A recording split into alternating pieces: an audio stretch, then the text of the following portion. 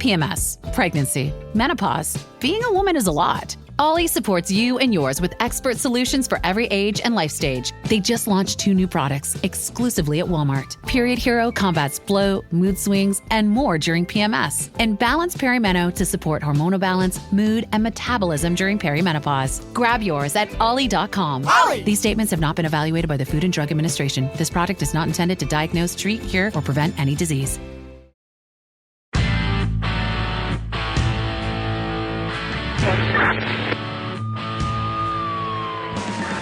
The kind of old-fashioned cop who preferred working the streets and making arrests to taking tests toward promotion. He was the closest thing New York had to a Dirty Harry. This is One Tough Podcast on the OG Podcast Network.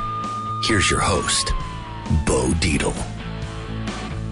Welcome to One Tough Podcast. I'm joined here, like always, with my producer here, Carlo. Hi, Carlo. Good morning, everybody. Today we have a very interesting guest and her writer with her. We have Dawn Hanna. She's a writer. She's the guest. We also have Lance Kawas, yes. Lance Kawas is the screenwriter of the story. Did we write a book yet? She's writing the book. I wrote the screenplay. Okay, but we have a screenplay, Yes. and my friend Tadros Jr. is going to be producing it. He's produced a lot of stuff. This is a very interesting story because when you go to the movies and you see these stories, you can't believe. Dawn Hanna is a very brave woman, and she was someone who got caught up unwillingly with a CIA operation in Iraq, and then all of a sudden she was incarcerated for 6 years for doing nothing as far as the story goes, and we're going to talk about that right now. She was convicted on violating an embargo. I guess that was during the time of Saddam Hussein? Yes.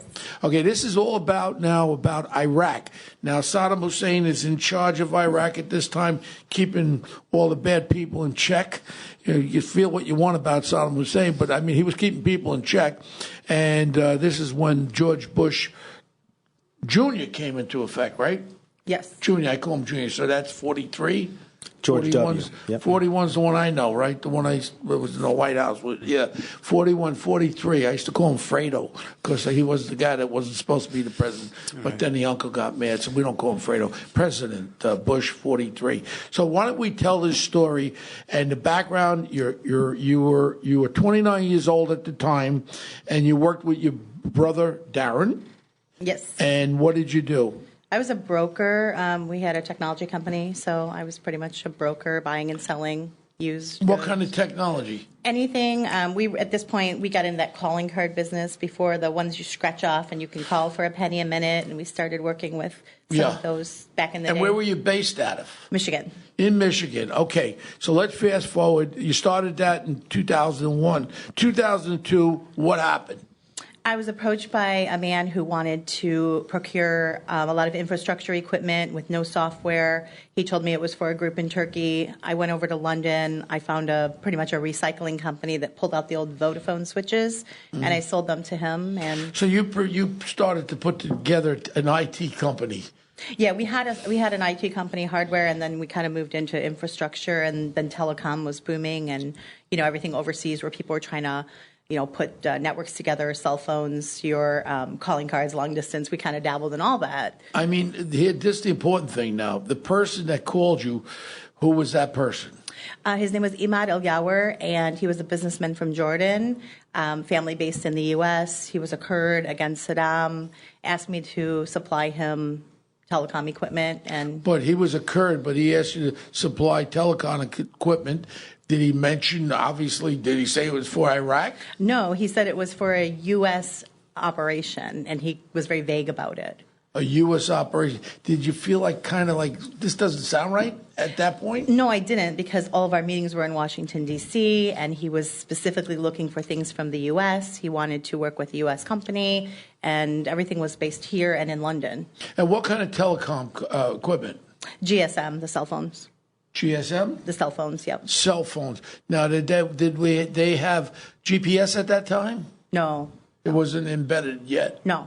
It was not embedded yet. So it's GSM, the global system for mobile. Yeah. So you were getting this equipment from Vodafone, which was a wireless provider in the UK. Yep. and then you were recycling it and selling it to this gentleman. Yeah. To this guy, and he said it was for use where? He said it was going to Turkey. He wanted it containerized, and he had specific requirements on how to put it together, and I just pretty much brokered it. Did you contact anyone from our Department of State or any of our Commerce Department? I did. About doing work with a foreign country? Yes. I mean, there is, right. Yeah, of So course. what happened with that? Well, I was doing some humanitarian items, some food things, so I was contacting the United Nations, the Oil for Food program. I contacted the Department of Commerce. They said, know your customer. So, get a no, signed so in other words, statement. the Department of Commerce, you make contact and said, look, I have a customer that wants to buy telecom equipment to go to Turkey. At that point, Turkey, I guess, was an ally, right? Yes. NATO ally also at that Yep. time, right? Yeah. So now you've contacted him. Did you have to do any type of what Paperwork. Yeah, Use any a kind of KYC, so paperwork know with your the customer Department of type. Commerce for you to ship stuff over to foreign countries? No, they told us to get a declaration from our customer, and he was happy to sign it that he complied with all the laws of the United States. He told you this. No, he signed it. The guy who brought you in. Imad. Imad, our customer. Yeah, he's all, but I'm talking about, look, if I have a company here with Carlo, and then all of a sudden we're going to start shipping stuff, I'd be a little leery, even if I ship stuff to China or wherever the heck it is, that we have we have a commerce department, Yeah. that I want to make sure everything's dotted and crossed. That would be my concern.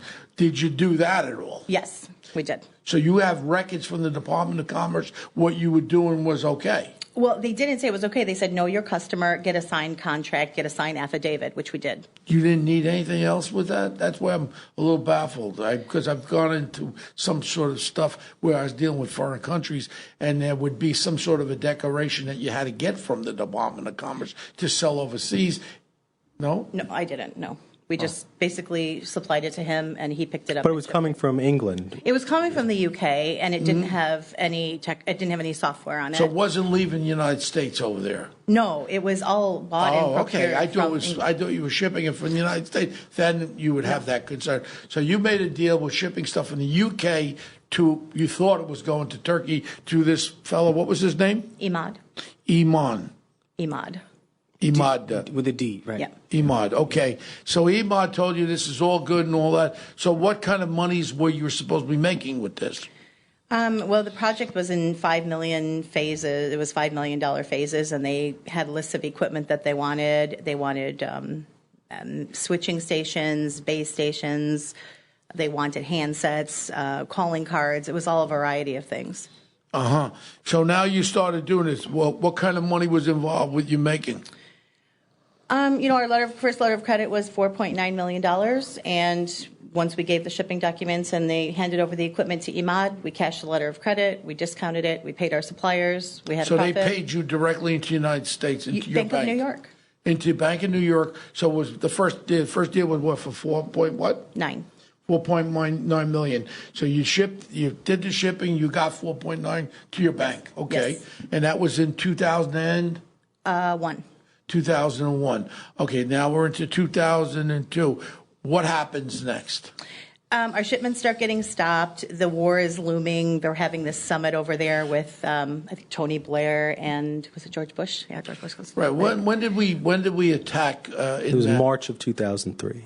March 2003. So this is prior to us attacking Iraq. But this is the Yes. build-up. This is when Colin Powell was going in front of the UN. Yes. This is when Yeah. we have the dossier prepared This by is when Ahmed supposedly Halabi, the yellow cake uranium. Yeah, this was when supposedly they had all the weapons of destruction, mass Yes. destruction, nuclear weapons, It's when or chemical. and all that. Mubarak told our government that we need to have chemical suits and things like that because there's gas and nerve agents. Okay, so that was the first deal, and that was in 2000 and This is around 2001-ish, 2001 was the 4.9. Now, what was the next thing you heard from Imad? He wanted more equipment, and he wanted it containerized, and he was switching speeds. He said, let's hold off, let's put it in containers, he was coming back and forth to Washington. He was in London. He was, having me buy stuff, and it was kind of like a waiting game. But it was all bought out of England? Yes, it was all bought out of So England. nothing was coming from the United States, any of our technology of any kind being shipped out of the United States? No, just me. That was it. So in other words, you were brokering a deal. Where would you find these places in England for you to do this? There were a lot of brokers that were offering equipment, and I actually made a cold call to a recycling company, and that was all the equipment that every broker was offering, and I just bought it direct. And now you went through 2001, 2002. Yeah. And okay, when did this whole thing explode? And how did it all explode that you were actually, being looked at by somebody? Some of our shipments were getting stopped at customs. But where was it getting stopped? From England to alleged England, Turkey? Yes, and then there was a shipment of dredging equipment, like a traffic light system out of Texas that he had purchased himself. Wait a second. Now we got something out of Texas. Yeah, there was something out of Texas. It was unrelated. He bought something, and our name was on the manifest, and that got stopped. So we went to cooperate with customs. We told them this is what it is. This is our manuals. This is where it's going. And then it just spiraled down from there. Everything just got stopped.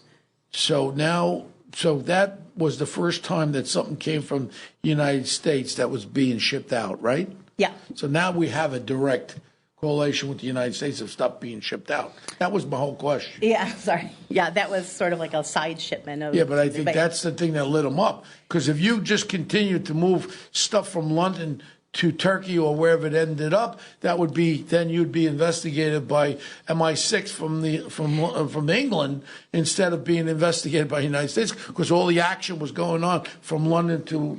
But we were investigated over there, and then they dismissed the case. MI6 investigated you?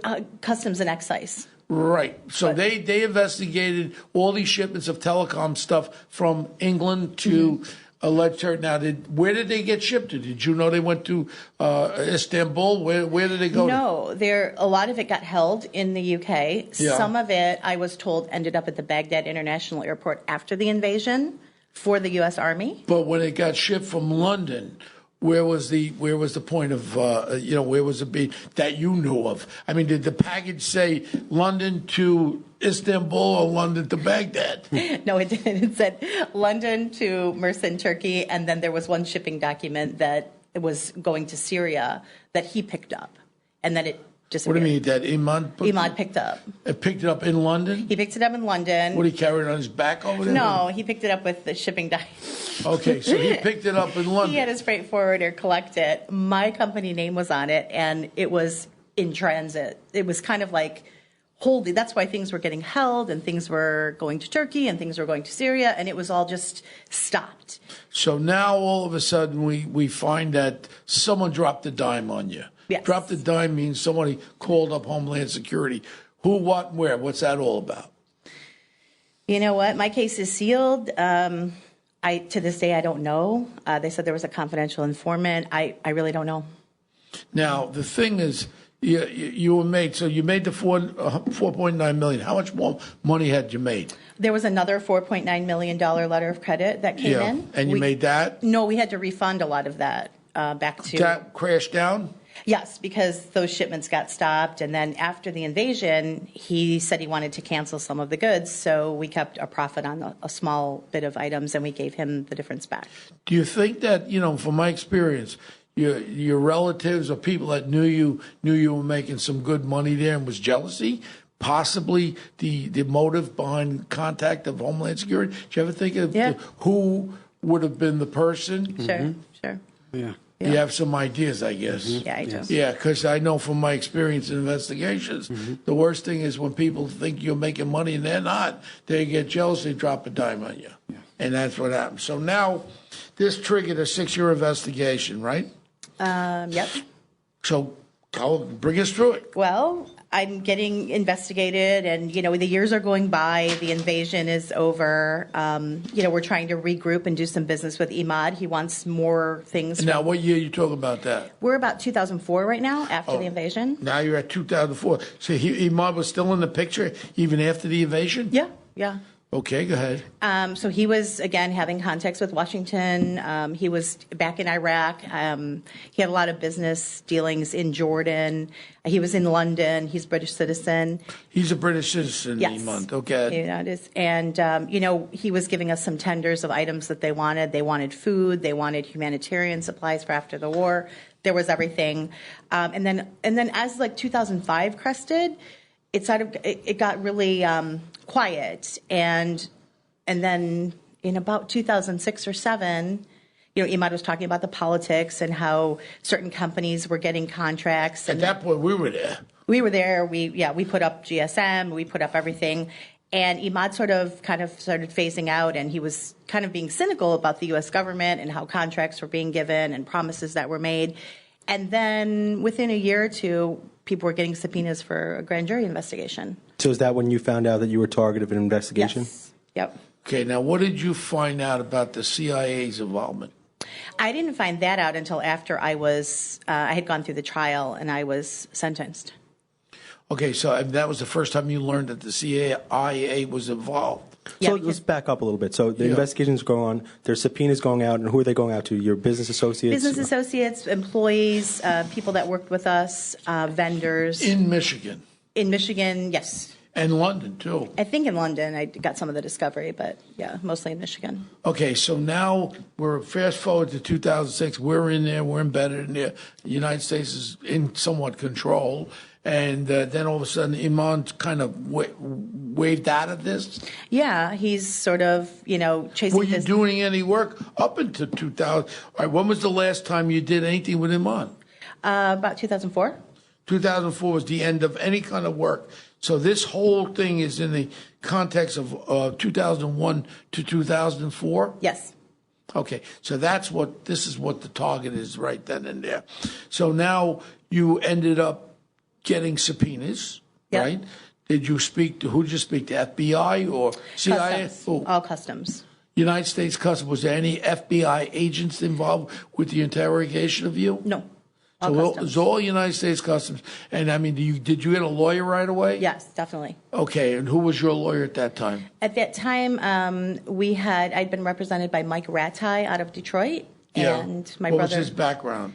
Criminal investigations, and he suggested federal. Yeah, all federal. What was his feeling on the whole thing? Let's go down and talk to them. Bring everything you have. Cooperate. Tell them the truth. Show them the documents, and we went. And then when you went down there, you were very cooperative with them. You told them everything you knew. You told them how much money was transferred to your bank account. There was nothing hidden. No, they had it all anyway. And they had it all. And the questions they asked you, well, what? Business questions, transactional, what were you doing? They did ask me if I was involved with illicit trade with Iran and Iraq, and I said no, because I wasn't. And they asked for documentation, and they showed us pictures of shipments and things like that. Shipments from London. From London. To alleged Turkey. Yeah, the paperwork.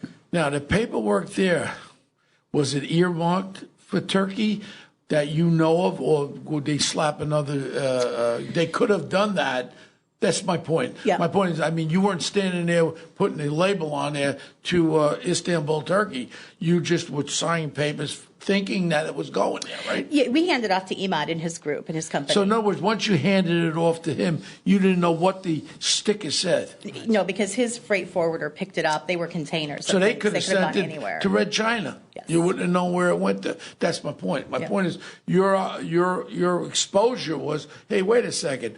I sent it to this guy, Imad, and he told me it was going there, and that was the only knowledge I had. I didn't have my office here. If I have all the equipment sitting around here and I put the staple and I call up UPS, then I think it's going where it's going. But your whole involvement was not being involved with the actual shipping. Am I correct? Correct. And sometimes I never even saw the equipment. It was just boxed up. We bought it sight unseen based on. How many trips did you make over to London? Well, I lived there for on and off. I was there. So most of the time during this transaction time between 101 and 2004, you were in London. I was. You weren't in Michigan. No, we had an office here, but I would travel because. So you were a United States citizen in London. Okay. Yes. All right. Now, the only thing is we're talking about that one. Were you charged with anything from the United States? That one issue was that one piece of equipment that you mentioned about. Were you charged on that?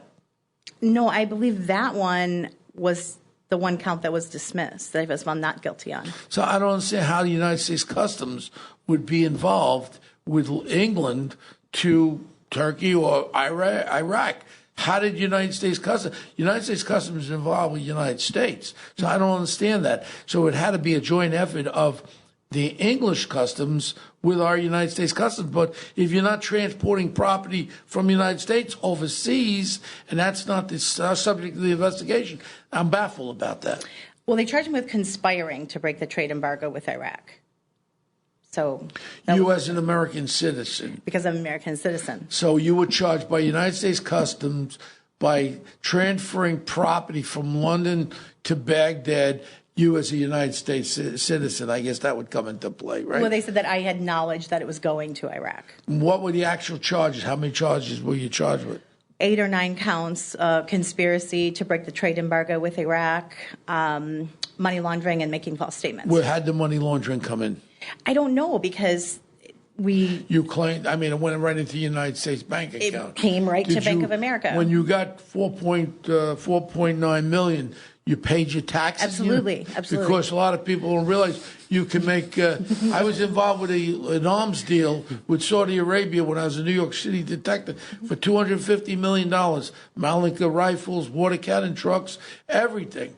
And one of the princes over there had me involved, and I then got a licensed gun dealer in the United States, and we were ready to do a major deal. And he said, "Oh, well, I will send your money to Switzerland and to an account in Geneva." It never happened, but little did I know, by sending that money to Switzerland, I could have been breaking the law myself as a United States citizen, not claiming income.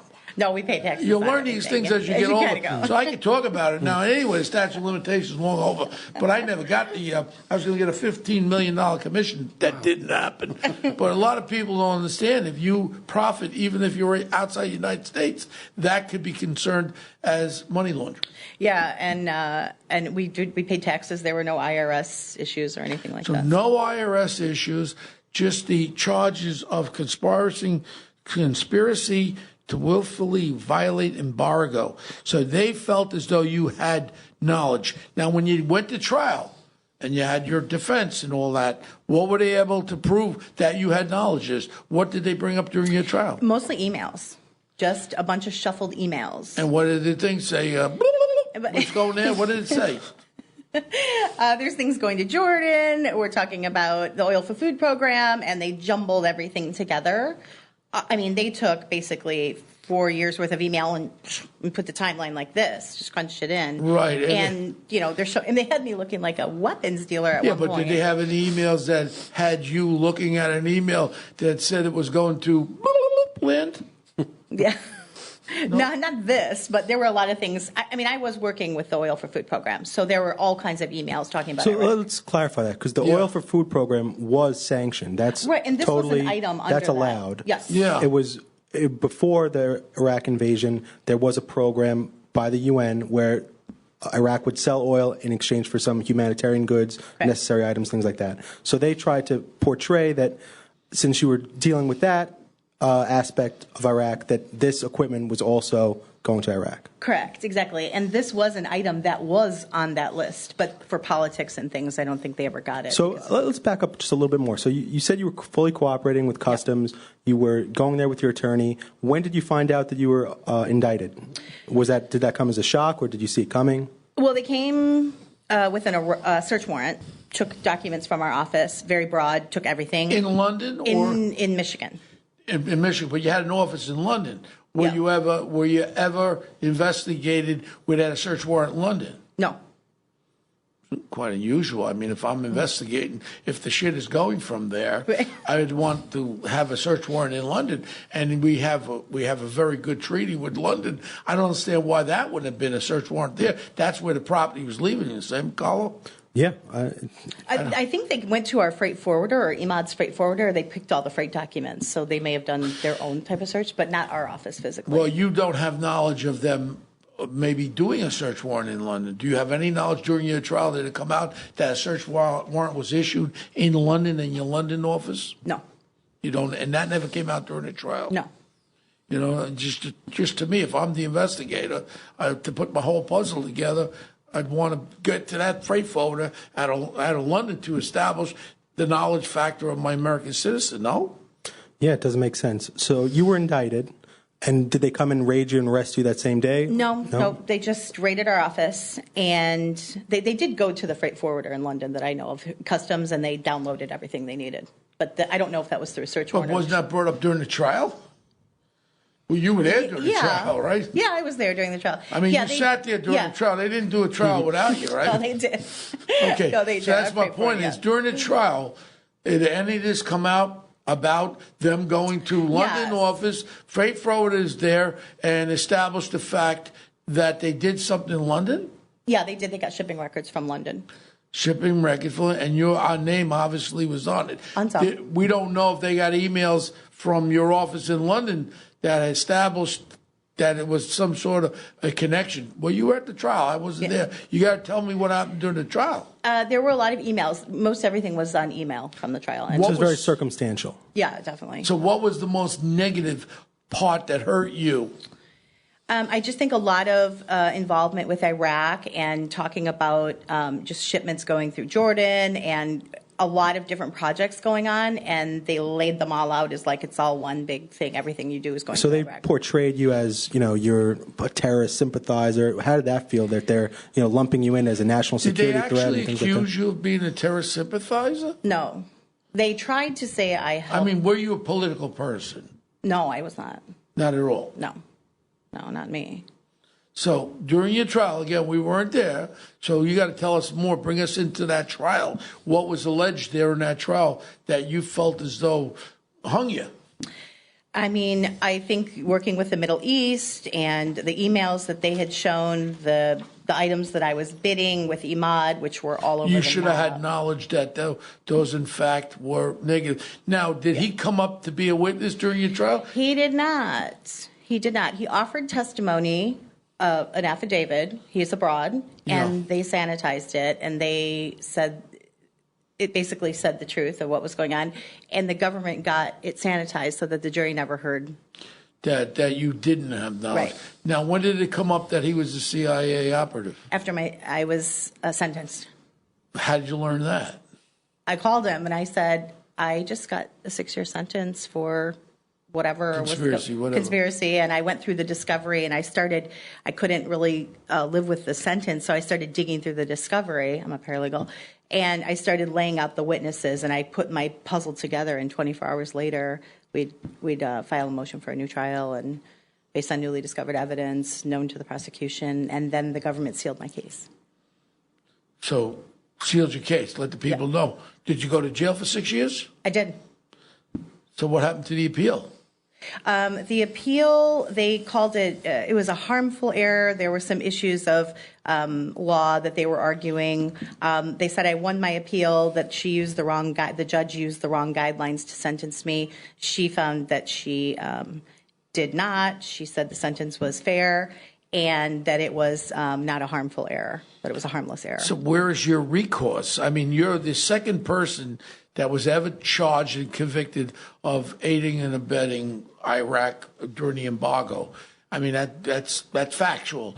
But what was your recourse now? I mean, you seem like was someone that didn't have your right. Your rights were taken away. If this couldn't all been exposed, even if this guy Iman was a CIA operative, I mean, that's so important. What did your lawyers say? I mean, I had to go through the appeal process. Then I did a second appeal after the appeal, and that was denied, and I just ended up doing my Under job. what grounds?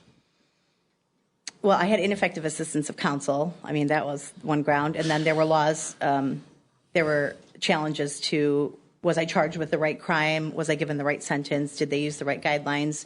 It just was all shut down. Let's talk a little bit about that, because 6 years seems a little harsh. And, you provided some other documents that other people that were convicted of these similar sorts of offenses were only given fines and no jail time. Yes.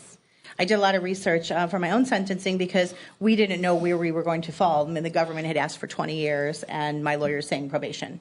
So we were this far apart, we're 0 to 20. And so I did a lot of digging myself, and I pulled every case that I could find from trade embargoes and shipments and foreign companies and U.S. companies going all around, and I compiled that for my lawyer. So why do you think they were trying to make this example out of you and trying to trump up this sentence and was it for political reasons? Were they trying to, get a notch on their belt?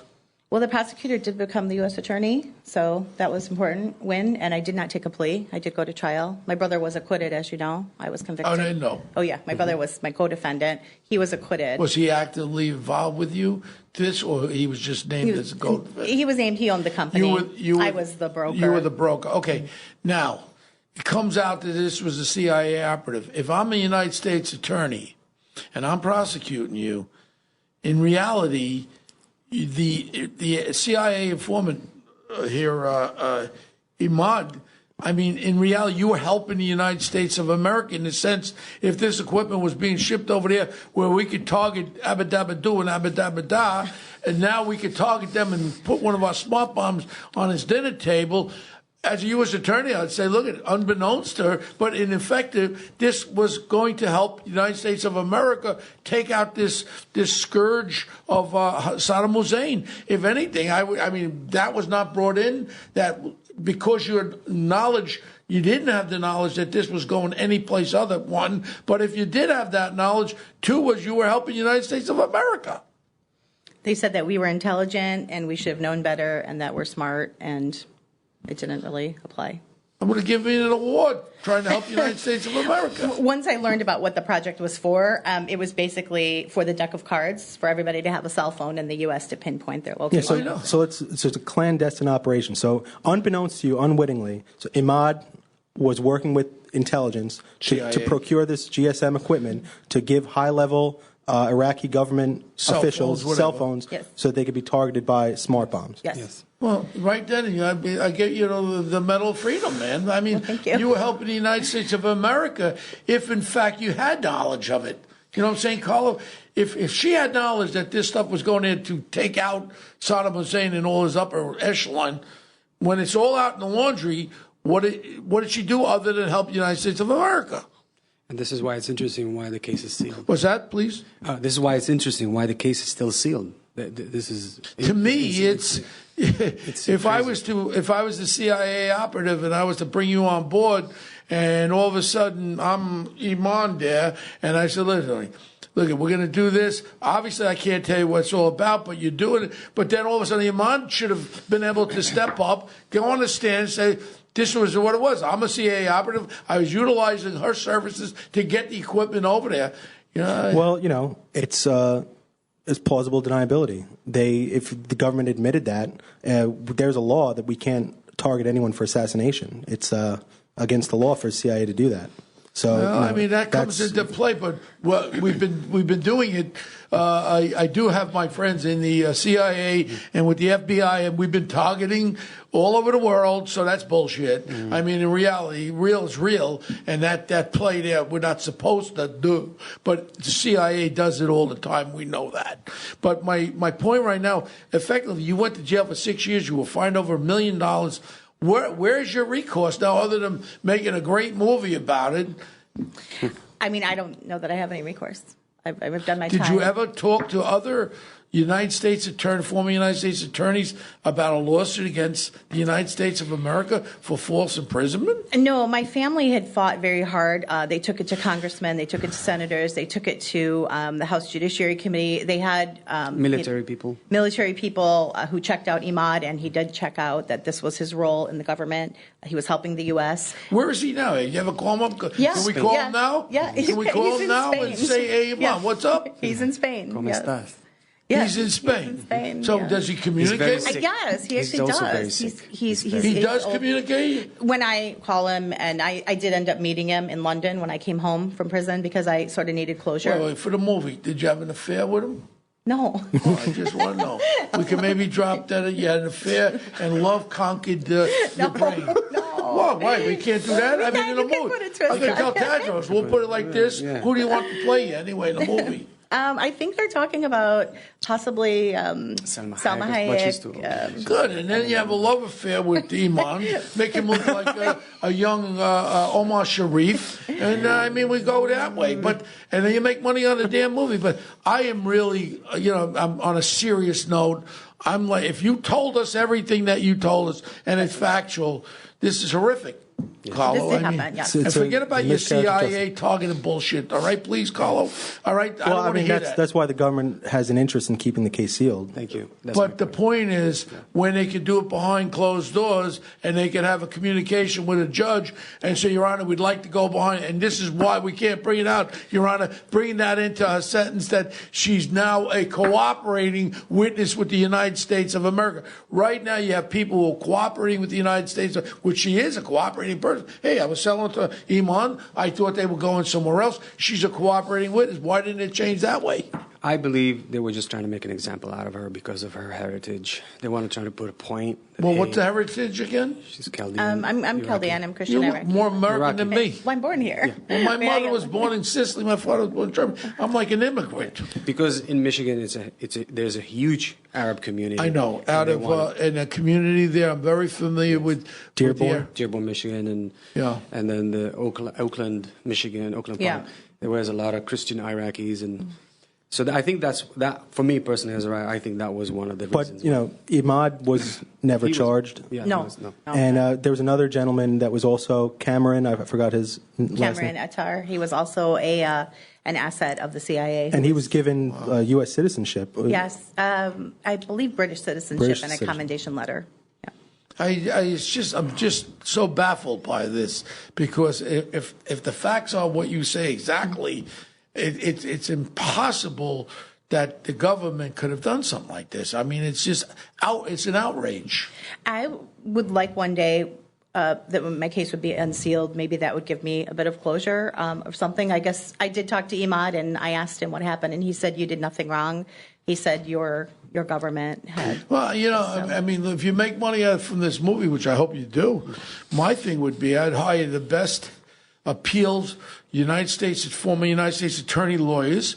I'd invest money into that, and I would go right back at them. I mean, because if this case was ever unsealed and you could go as far as to the Supreme Court because you were unlawfully incarcerated, man, you'd have a multi-hundreds of $1 million suit. We had somebody on here, the whistleblower. He got over $120 million for exposing the crap with the Swiss banks over there in Switzerland about them hiding the accounts. So in reality, he was done wrong, and he got rewarded because he was done wrong. You could be a whistleblower under the whistleblower statute that you're blowing the whistle on Iman and about the government, and you're the victim.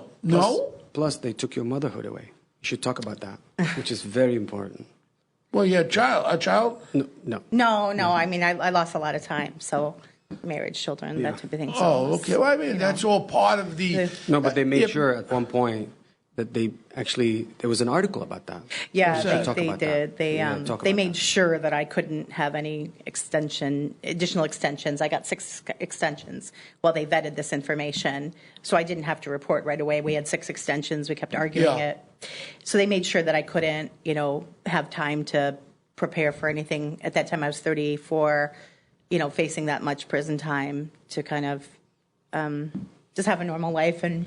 Yeah, but you got 6 years. From these guidelines, you had to do all. You got 6 years. You had to do all 6 years. 4 years, 8 months, 27 days, about that. Because normally, I mean, the sentence guidelines you get cut down. 20%. I think in federal, you do 80%. So And you cooperated with the government. You cooperated with the U.S. Attorney. You cooperated with the United States Customs and told them everything. Is there a cooperation statute there as far as to give you leniency on that? I went to trial, so. Did they offer you? What did they offer? Did they give There you was any- talk of pleas, but there was no federal attorney that I took this case to that said I should take a plea. They said this case Well, must what be was tried. the plea? Something probably like 4 years. That was it? 4 against 6? I thought it would be 4 against 12. I mean, there was talk of it, but no. But they said this case must be tried, and I took it to every federal attorney in Michigan. This is really, So really, it's- really wild. As far as I've done a lot of these podcasts, but I'm baffled here. I'm baffled, Carlos, and I don't get baffled too often. I mean, this is something that has to be really explored. If, in fact, everything we got here today is the truth, the facts, this is ridiculous. I mean, it's beyond ridiculous. And her name was tarnished in the community. And as you know, the Chaldeans are very proud people. That's a Yeah. big thing for her. the way she's looked upon, she and her family after that. So you're looked upon as far as helping the United States against Saddam Hussein. Yeah, they kind of twisted Against it like what is he? What's the two sects of Arabs? Shiite and Sunnis. Sunni. Yeah. And he was a what? He was Sunni. Was he Sunni. Yeah. And Saudi Arabia is what? Sunni. Sunni. So Sunni's the decent ones of the two. Of the Shiites are the Iranian, right? Shiites are Iranians. Yes. That's the division. A lot of people don't understand, and they pretend to understand. That's why I want to clarify that. Yeah. And so now in your community, you looked upon someone that was helping the United States take out the Sunnis. Well, she's from the Christian Iraqis. I know that. So, but I mean, why do they hate you? I don't think they hate me. I think its confusion is, were you helping the enemy on the eve of war, or were you helping the U.S.? And I haven't really spoken about any of this. I've just rebuilt my life and gone on my way. But if you were helping the U.S. by dropping these phones out there so we could take out while he's having dinner, and he was a terrorist, and he was attacking American troops, I would have given you an award. Yeah.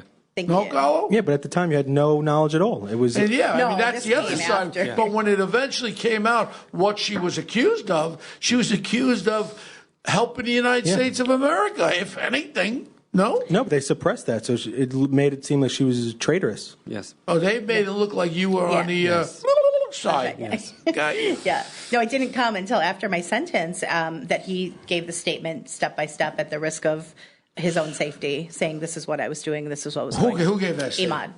And that was taken and was kept from the trial? Yes. They wiped out parts of it, and they said it wasn't worth the paper it was written on. He was a forgetful old man, but he went to the embassy where he was and made that statement. I mean, have you gone? You're a writer. You're the screenwriter. Yes. Have you gone and got recorded statements from him? We have a little bit to of me, but that is the smoking gun of guns. I got you. But the story, we touched upon the trial a little bit. The story is more about her survival, because she lived a beautiful life before her survival, her downfall, and how she survived the concentration camp, basically. Yeah, so you were making good money. You were probably had a good business, and then all of a sudden you get whacked with this 6-year sentence. So what was that like? You know, you did nothing wrong, and you're there every day, and you know you can get out. There's exculpatory evidence, and the government's suppressing it. Hard to swallow. Yeah. I didn't accept it for the first couple weeks. They said, we're going to sort this out, and you'll be home by Christmas. I went in September. When were you incarcerated? What year, what time, from when to when? 2009 to 2014. So September. So you've been out since 2014? Yeah. Yep, July. And then you started to write this story? 2 years ago. 2 years ago. And how come you didn't finish the friggin' book? She's responsible for the book. I'm just the screenwriter. The book was written about me. From a book, you know what I mean? I took a different turn with the script, more how she survived the prison. So how did you survive? It's a beautiful story that she brought in her business acumen, and she created an enterprise, and that's the beauty of the story, how she twisted her life. Now are you back in business? Yeah. You're making some potatoes now. Yeah, I'm doing okay. You're doing okay now. I don't have to buy you. I don't have to buy you lunch. You have food money. Okay. No, I'm selling software, and I'm working. Software. Hold on a second. But only in the U.S. for mental health. But you better make sure Department of Commerce.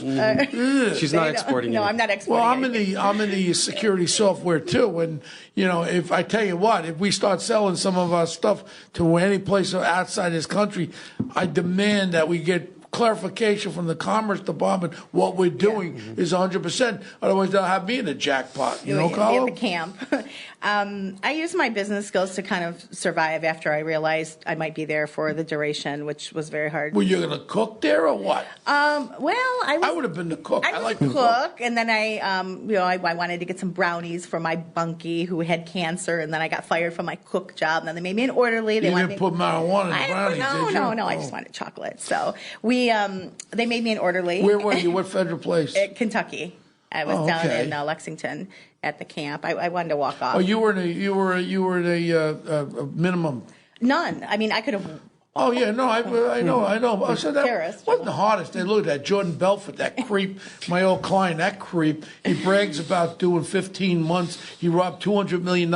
He killed more old people with their life savings. And this creep, he brags about playing tennis in the camp, and he gets out after 60 months. Now he's doing motivational.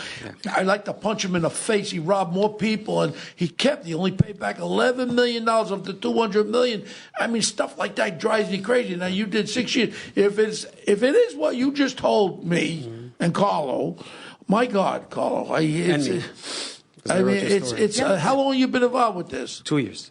Oh, you guys met 2 years ago? Yes. So you heard the story and then you decided. Well, initially I didn't want to touch it because it involved a lot of things and I was busy. But yeah, they're then, going to put a ufa, what do you call that thing? When they put a whack job on you. There's an Arab saying. A fatwa. What? A fatwa. Fatwa, same shit. Whatever. No, the hell I it's don't called. care. I'm an American citizen. Yeah, but they're going to put a fatwa on you. But this is what touched me. I was sitting there in the conference room in their business, and the mother and her brother and her were talking to me, and one by one they started bawling their eyes out. And I had to take a deep breath. And then the mother explained to me, the love of a mother, how she fell on her feet, telling them, please don't have them take me to prison. So, and the mother is explaining this to me, and I'm like, and they were bawling their eyes out, right? So I had to go to the bathroom and say, oh, God, I'm caught.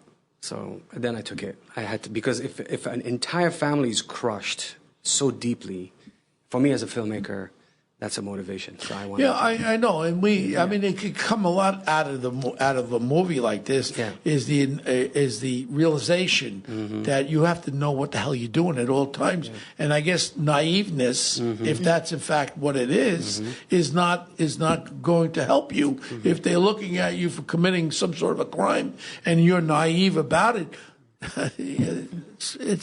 I'm baffled, Carlo. I mean, we've seen this. Carlo, you bring many a lot times. of people in here, Carlo. Carlo brought you. Now I'm freaking baffled, all right, Carlo? When you have the full resource of the United States government Next, against you're going to bring it's Al Sharpton in here. Tell me he doesn't know taxes. Stop it, all right? Please, Carlo. All right. So, Dawn, we had some conversations, leading up to this, and I was really inspired by what you said about, your work now with helping women that were incarcerated, reentry, and it's something that's commonly overlooked in the public sphere. So, talk a little bit about that if you can. Well, going through the system, and I'm definitely the exception, not the rule. I had a lot of family support, and I was able to kind of bounce back, not quickly, but I was able to get back through. I'm very much educated, have a great family system, have an amazing family, to help other people and work with charities. Women coming out of the system a lot of them have been railroaded. They've lost everything. Jobs were felons, hard to get work.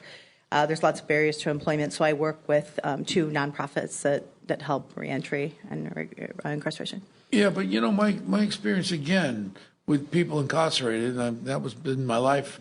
And the thing is that every time that I see cooperation, they minimize any kind of sentencing, And I mean, you cooperated 100%. You didn't block anything. No. What was the money laundering? I keeps jumping up. I don't know because I had no restitution.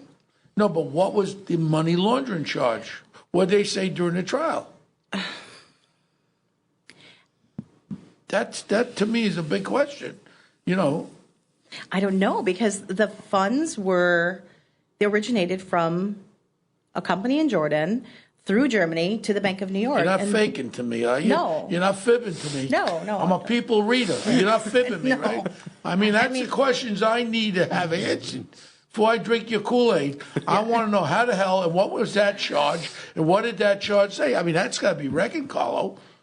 I mean, we you know. want to be Detective Carlo? But we know is that in the record? Federal prosecutors, they routinely add on charges. Like they but they if said, she's convicted making of false it, statement, that's another add-on charge. The 1,001 charge. They do that all the Carlo, time. when you have a federal trial, and when that charge is there, they have to establish how they are charging you. Here's the proof.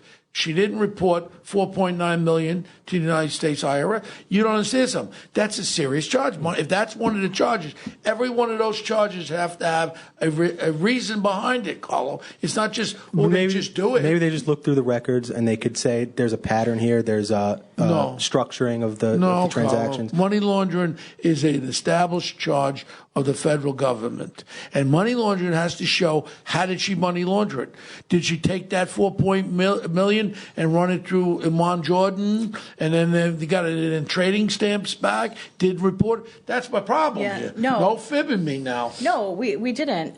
Money was returned to Imad, to his company. Yeah. Part of the ill-gotten or from the illicit trade, would that be under money laundering?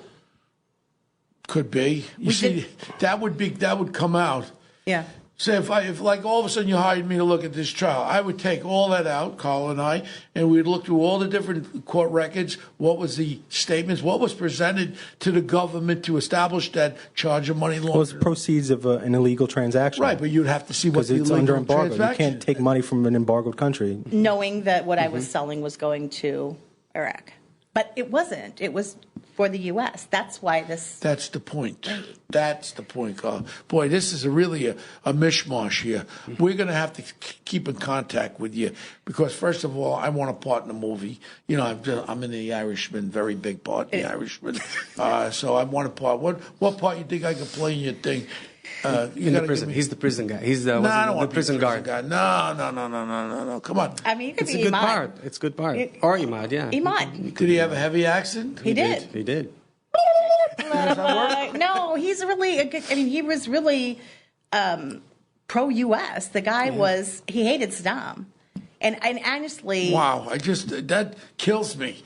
I mean, he should have been held into a pedestal. More proactive. He should have been So more now proactive. part of our movie is you as a scriptwriter of the I'm also movie. the director, FYI. Director also. I'm So redirecting. you're going to take her incarceration, you're not going to go to the meat of the whole case? No, I'm not. I'm going to concentrate on how she survived the prison because that's more entertaining. Why wouldn't you go to the meat of the case? I did to go me, a little bit. This meat of the case is the whole case. The movie opens up in the trial, and then we go to the prison. I want to know. Something ain't fish. Something's fishy here, Carlo. I don't want to buy your boat to get my... Something is fishy here, Carlo. A lot of movies have been made about this type of stuff, and I want something more entertaining, and I did it more artistic. How she survived the prison because of her social status.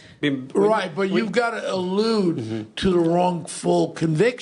Of course. Otherwise, your whole basis is going to be... Because you want people to feel for Dawn that she was illegally convicted. In prison, when she makes her calls to her mom and how she talks about herself and how she got incarcerated, it talks all about that. That's the whole story there. Yeah. Well, that's a great movie, but I like the whole thing. Yeah. If in fact you're telling me the truth, Dawn, I like the whole story because to me you're an American hero. You're not a felon. You're an American hero. If anything, you got caught up in a web of where people have to learn. When you do dealings outside of this country or within this country, you have to know what the hell you're doing. She's an inspiration to women who are wrongfully incarcerated. Number one. Women who have been broken down by the system and how they should survive in a small communal environment like the way she did. That is very important for America right now.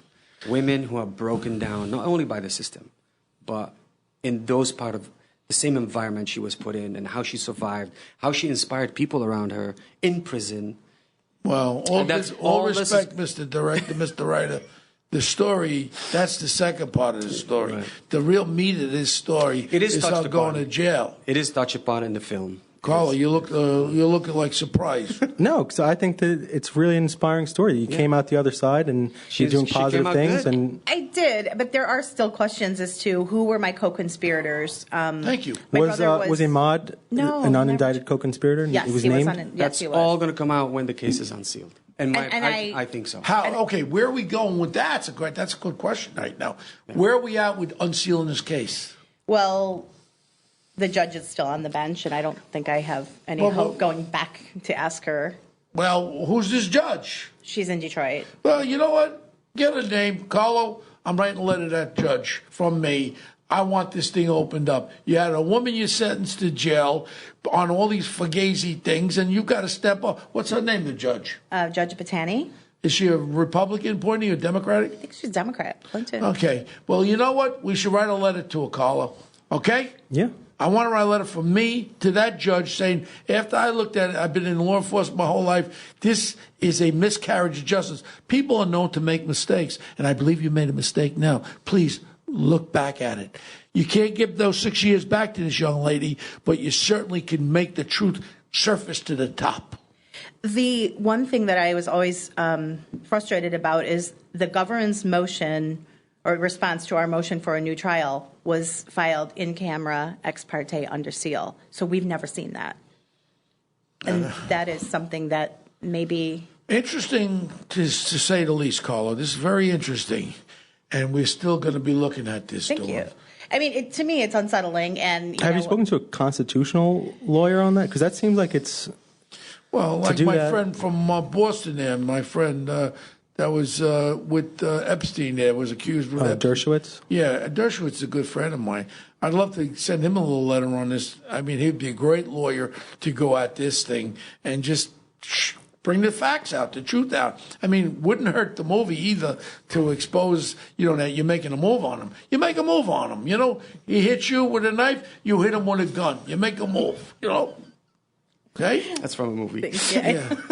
Yeah, but Untouchables, right? Yeah. All I want to say is very interesting, Dawn, and Thank you. I'm sorry what you've gone through, but in life is you look at people who are a lot worse off, and you say to yourself, my life ain't so bad. But yet, if this happened, and this is factual, this is one of the most miscarriages of justices that I've ever heard. Carlo? Yeah. I mean, I had support from congressmen that said, yes, this is wrong, but nobody could correct it. Well, I mean, I think that's another avenue. Is congressional guys, intelligence committee. Peter King, our guy, he's still there. Peter King, he's one of the heads of the intelligence committee. I mean, if this is brought out, and this is brought out to people, I mean, you would say, well, why is it being sealed? All right, we know he's an informant. That came out during the trial that he was a CIA informant? No, after. After, but I mean, he's been named as a CIA informant. I don't know. Well, here's what we do. Every time we have our podcast, this is going to be an easy one for you. We ask the guest, your punk of the week. Now, punk of the week could be a situation, could be a person, something that really bothers you this week. Please go, Dawn. This case still bothers me every week. And that's your punk of the week. I'm sorry. Incarcerated for 6 years for something you didn't do. That's a good punk of the week. That's a punk for a lifetime. Carla, what's your act at this time? Just a lot. I would have to say a lot of the people that didn't like The Irishman. I thought it was a great movie, and there's a lot of people that are just trashing it. No, there's one person. Andrea Pfizer, New York Post, full-page article, worst movie ever, worst acting, worst director. Andrea Pfizer, I have one question for you. What, you got denied a pass for our world premiere? I guess that's why. I've never heard a person talk the way you did about an elegant movie like this. As far as, I guarantee you, as sure as I'm sitting here, it will be named as a nominee for the Best Picture of the Year. And what are you going to do then, Andrea? I guess you know more than people know about movies. And I've been in a lot of movies. And if you think that acting suck, you suck. That's it. Simple. And you got one down, Lance? I saw The Irishman. I thought it was one of Scorsese's finest, but I think it's going to be very close to The Joker. It's going to be a competitive moment at the Oscars. It's either that or The Joker. Yeah, I agree saw with The you Joker. on that. I was blown away by it too. So I agree, but he wasn't acting too much. Yeah. Joe Quinn was the psychopath that he was. It's easy to play a psychopath, and that's why it was easy for me to play who I played. People actually called me up and said, "Now we know you're a made man, Bo." if I want to get you for a film, how do I get through to you? To Mike? To Carlo. Carlo's the agent. Yeah, I got you. yeah. But that's so. Your punk of the week is I guess I agree with him. The Irishman. Why is everybody so picking pissed on off the at Irishman? Good. How do they get to you and you? Tell our audience. Through Lance. How did we get Do you together? have Twitters or email? Yeah, I have Facebook, Twitter. I'm getting on social media. How do they get to you? I already Dawn Marie I on already Facebook. thumbed you up on Facebook. Okay, so how do they get to you on Facebook? Lance Kawas. You got to spell it, man. My listeners. LanceKawas. Very easy. And I'm on Twitter and I'm on Yes, give us your Instagram. Twitter because I'm sure people Or you want could to go follow to Carlo. Carlo, tell them how to get us, and we can refer them over. Yeah, so I mean, you can follow us. We're on social media. We're at One Tough Podcast on Twitter. Bo's at Bo Dietl on Twitter and at The Real Bo Dietl on Instagram. You can send us any emails, onetoughpodcast@gmail.com. We'll definitely keep you updated as the movie gets more into development. I'm sure people are going to be amped up to see this. Well, listen, when people hear this, and hear what I heard today, you're going to have a lot more support than And you also know. the book. The book, yeah. So Yeah, let's books get can going. become Where you at with this book? Sample chapters are done. I'm waiting for the final release in December, and then Wow. Mike- hopefully, Mike is helping Mike her is helping to get it me published, to yeah. get Yeah, it let's published. get that book And out then there. the Let's book so out, Mike- yeah. Yeah, it'd be a great book to take on, and where people think that you're making a couple of bucks and you think everything is good, you got to know what you're doing. Yep. You really got to know what you're doing. So as we get news, we'll keep it out there for our listeners as the book comes along and as the movie comes along. I'm sure a lot of people are going to be excited to see this. Thank you. Thank you, Dawn, for coming and on. Dawn, Thank you for one more having thing. me on the I'm show. sorry I'm a little rough. No, I'm a little it's rough okay. with No, everybody. you're not good. rough This at is all. Yeah, awesome. I'm a little rough I with liked everybody. you in Goodfellas when you were. What was the rusty. last time I told somebody, Carlo, I was talking to somebody, I said, I want you to tell me the truth now. Yesterday. So a guy's talking about buying airplanes. So my cousin Vinny's with me, right? He's going to invest money in there. So I get the guy on the phone. Vinny told me, he's worth $100 million. And now he's buying planes. These are 737 ones that crashed. What's the name? The 800 Max. Max. And he puts it on his website. I said, whoa. 737 Max? I ain't flying on that thing. I don't care if they're fixed. And then all of a sudden he goes, I made a mistake. I said, well, here, I got one question for you, right? You know what I do for a living. I investigate people. I know what people are worth. I know what they're not worth. I'm going to ask you this question. I'm going to tell you right now. What is your net worth? Don't answer it, because let me tell you, I know what your net worth is. So answer the question good now. Well, if you sold probably 1.2. I go, billion? He goes, no, million. And he was stuttering because you know why? I know the truth. And when you know the truth, you know what questions to ask. And then the guy went, humana. That was yesterday, Carlo. It was. Yeah.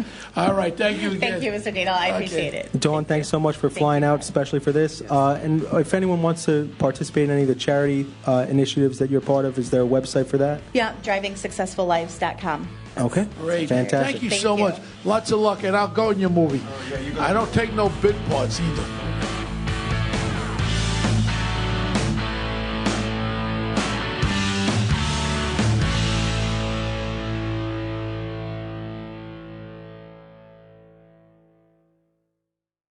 Hello, folks. Larry Kudlow here. Pay attention, because China is leading the largest anti-American alliance since World War II. One that's already dumped U.S. bonds, grabbed 43 million acres of our farmland, and is plotting to dethrone the dollar. That's why IRA and 401k savers are protecting their savings with gold. Please go to freegoldguide.com/Kudlow or just call 800-621-3908 for your free gold guide on how to protect your wealth with gold 100% tax-free.